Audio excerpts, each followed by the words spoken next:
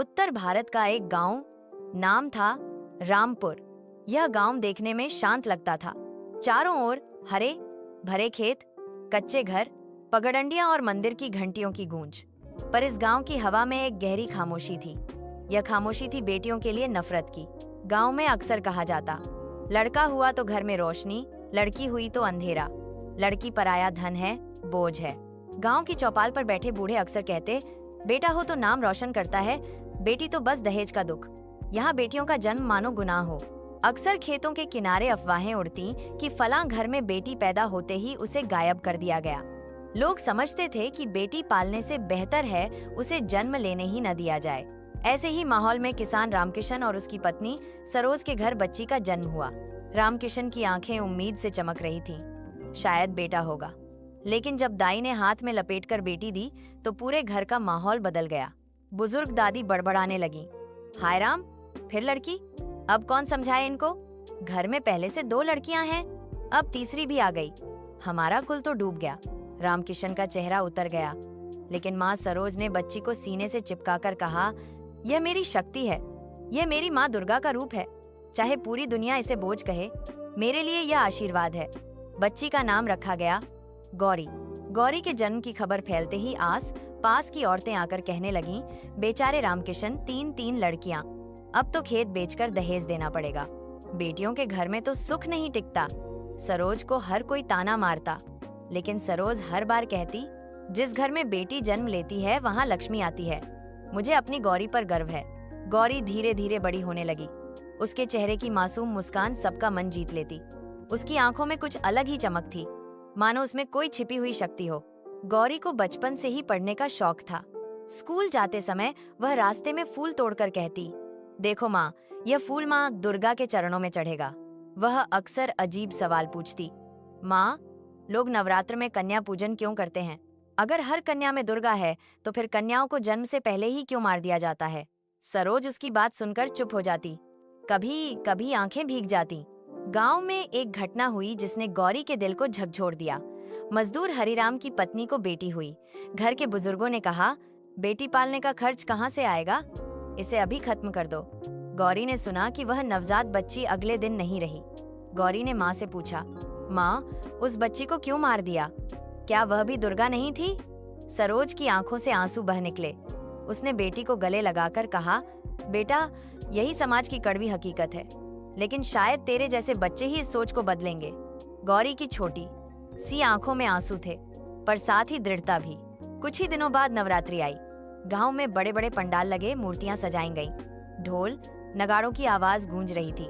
लोग देवी माँ के जयकारे लगा रहे थे। गौरी मंदिर गई। उसने देखा लोग माँ दुर्गा की मूर्ति के सामने फूल, नारियल और प्रसाद चढ़ा रहे थे। पुजारी ने कहा, अष्टमी के दिन कन्या पूजन होगा। गांव की बच्चियां यहाँ आएंगी, हम उनके पैर धोएंगे और उन्हें भोजन कराएंगे। गौरी ने अचानक प्रश्न कर दिया, पंडित जी, अगर हर कन्या दुर्गा है तो गांव में बच्चियां जन्म से पहले ही क्यों मार दी जाती हैं? आप मूर्ति की पूजा करते हैं, पर जीती जागती कन्या की रक्षा क्यों नहीं करते? मंदिर में सन्नाटा छा गया। लोग हंसकर बोले, अरे यह बच्ची क्या जाने समाज के नियम, यह तो बस किताबों में पढ़ा है। लेकिन गौरी की आंखों में आंसुओं के साथ एक आग जल रही थी। गांव का चौक रंग बिरंगी सजावट से सजा हुआ था। ढोल नगाड़े बज रहे थे। औरतें लाल साड़ियों में सजी थीं। बड़े बड़े बर्तन में हलवा, पूरी, चने बनाए जा रहे थे। पुजारी जी ने घोषणा की, आज कन्या पूजन होगा। यह माँ दुर्गा का पावन दिन है। जो कन्या को भोजन कराएगा उसके सारे पाप धुल जाएंगे। गांव की कई बच्चियां वहां आईं। गौरी भी अपनी माँ का हाथ पकड़कर आई। जैसे ही कन्याओं को आगे बुलाया गया, गौरी अचानक उठ खड़ी हुई। उसकी मासूम आवाज पूरे चौक में गूंज उठी, अगर हर कन्या दुर्गा है तो क्यों मार दी जाती है? अगर माँ शक्ति है तो क्यों दबाई जाती है? अगर कन्या पूजन करना है तो पहले हर कन्या को जीने का अधिकार दो। उसकी आवाज में मासूमियत थी, पर दृढ़ता भी। लोग हक्के बक्के रह गए। पुजारी सकपका गए। बेटी, यह क्या कह रही हैं? यह तो परंपरा है। गौरी ने तुरंत कहा, परंपरा तब सही है जब वह इंसान की जान बचाए। अगर आप मूर्ति को पूजते हैं तो जीती जागती कन्या को क्यों नहीं बचाते? गांव की भीड़ में खामोशी छा गई। औरतों की आंखें भर आईं। कई माएं जिनकी बेटियां कभी जन्म ही नहीं ले पाईं, वे रोने लगीं। एक बुजुर्ग ने कांपती आवाज में कहा, बेटी, तू सही कह रही है। हमने बेटियों को कभी शक्ति नहीं माना। आज तेरे मुंह से सुनकर समझ आया कि हमने बहुत पाप किया है। पुजारी ने हाथ जोड़कर कहा, आज से इस गांव में असली कन्या पूजन शुरू होगा। अब कोई कन्या मारी नहीं जाएगी। गौरी की बात सुनकर लोगों में हलचल मच गई। गांव के चौधरी, जो हमेशा बेटों का गुणगान करते थे, उठकर बोले, अगर हम दुर्गा माँ की पूजा करते हैं तो हमें बेटियों को बचाना ही होगा। आज से मैं अपनी पोती को स्कूल भेजूंगा। लोग एक दूसरे को देखने लगे। धीरे धीरे पूरा गांव खड़ा हो गया और घोषणा की, अब से कन्या भ्रूण हत्या नहीं होगी। हर बेटी को जीने का हक मिलेगा। उस दिन के बाद गांव में पहली बार बेटियों को स्कूल भेजा जाने लगा।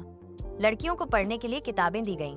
चौपाल में दीवार पर बड़े अक्षरों में लिखा गया, बेटी बचाओ बेटी पढ़ाओ, यही माँ दुर्गा की सच्ची पूजा है।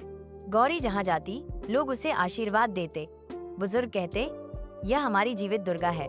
लेकिन बदलाव इतना आसान नहीं था। कुछ लोग अब भी कहते, पढ़ लिखकर लड़कियां क्या कर लेंगी, आखिर में तो पराया धन है। गौरी ने इस सोच को भी तोड़ने का निश्चय किया। वह स्कूल में मेहनत से पढ़ने लगी।